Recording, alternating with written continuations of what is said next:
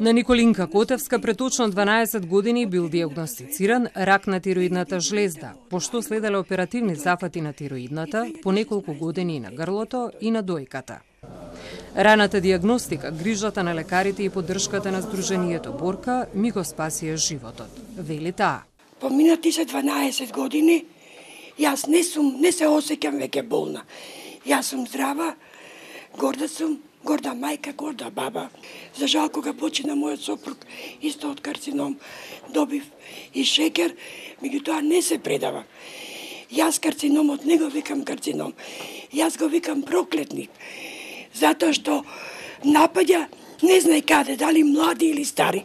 Загрижува фактот дека во изминативе години се зголемува бројот на деца кај кои се диагностицирани малигни хематолошки заболувања, велат хематолозите.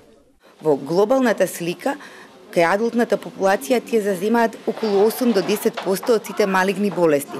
Меѓутоа, во детската популација, малигните хематолошки заболувања се најчестата малигна болест. 30% од децата со малигна болест имаат акутна леукемија.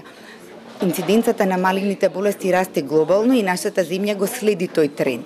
Целта на Сдруженијето Борка е да ги едуцира граѓаните дека ракот е излечива болест. Министерството за здравство е отворена институција со која соработуваме за донесување на 5-годишна национална стратегија за превенција, детекција и третман на ракот, вели додава.